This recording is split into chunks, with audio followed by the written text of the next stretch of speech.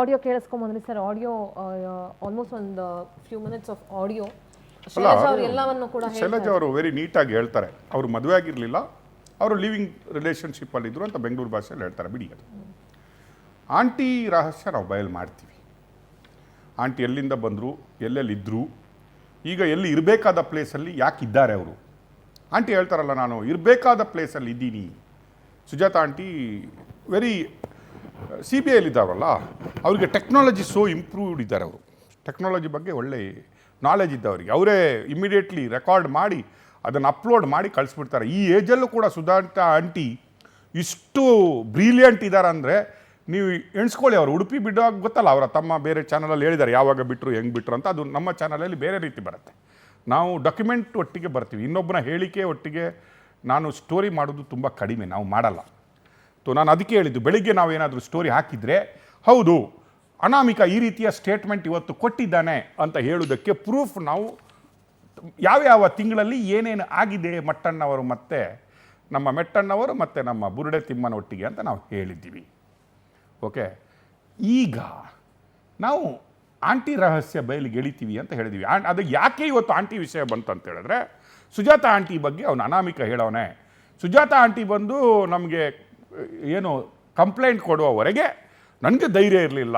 Sujata aunty ಮಗಳ ಅಸ್ಥಿಪಂಜರ ಕೇಳಿಬಿಟ್ರು, DNA ಮಾಡಿಬಿಟ್ಟು ಹುಡುಕಿ ಅದರಲ್ಲಿ ಏನಾದರೂ ಸಿಕ್ಕಿದರೆ ನಮಗೆ ಕೊಡಿ, ನಾನು ಹಿಂದೂ ಸಂಸ್ಕೃತಿಯ ಪ್ರಕಾರ ಅದನ್ನು ಸುಟ್ಟುಬಿಟ್ಟು ಅದನ್ನು ಮಾಡ್ತೀನಿ ಅಂತ ಹೇಳಿದರು.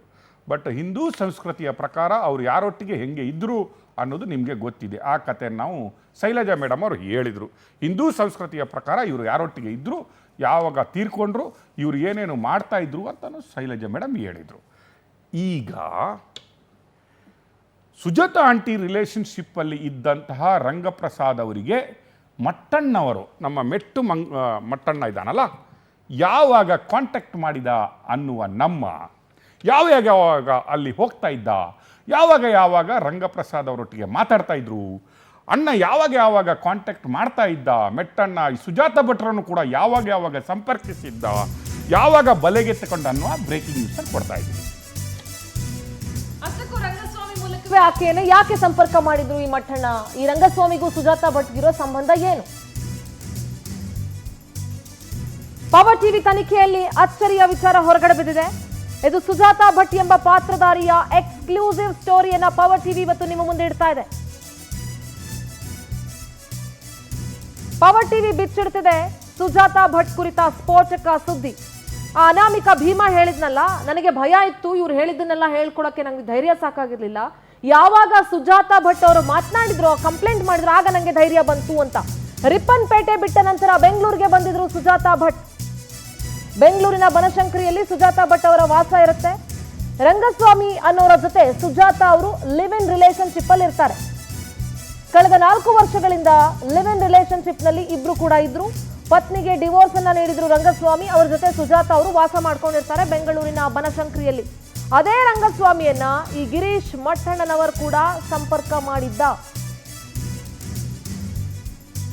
ಭೀಮನನ್ನ ಸೆಟ್ ಮಾಡ್ತಾ ಹಲವಾರು ಖತರ್ನಾಕ್ ಪ್ಲಾನ್ಗಳನ್ನ ಮಾಡ್ತಾರೆ ಇವರು.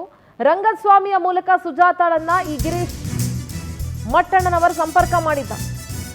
ಸುಜಾತಾಗೆ ಧರ್ಮಸ್ಥಳದ ಕುರಿತು ಸ್ಕ್ರೀನ್ ಪ್ಲೇ ಕೂಡ ನೀಡಿದ್ದ. ಅನನ್ಯ ಭಟ್ ಎಂಬ ಪಾತ್ರವನ್ನ ಸೃಷ್ಟಿಸಿ ಕಥೆ ನೀಡಿದ್ದ ಈ ಬಾಂಬ್ ಗಿರೀಶ.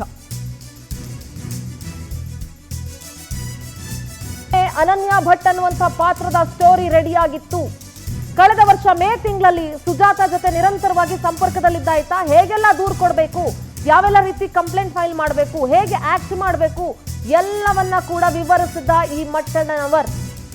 ಭೀಮನನ್ನ ರೆಡಿ ಮಾಡ್ತಾನೆ ಸುಜಾತ ಭಟ್ ಅನ್ನು ಕೂಡ ರೆಡಿ ಮಾಡ್ತಾ ಇದ್ರು. ಕಳೆದ 1 ವರ್ಷ ಹಿಂದೆನೆ ಈ ಅನನ್ಯ ಭಟ್ ಅನ್ನುವಂಥ ಪಾತ್ರವನ್ನ ಕೂಡ ಸೃಷ್ಟಿಸಿದ್ರು. ಸರ್,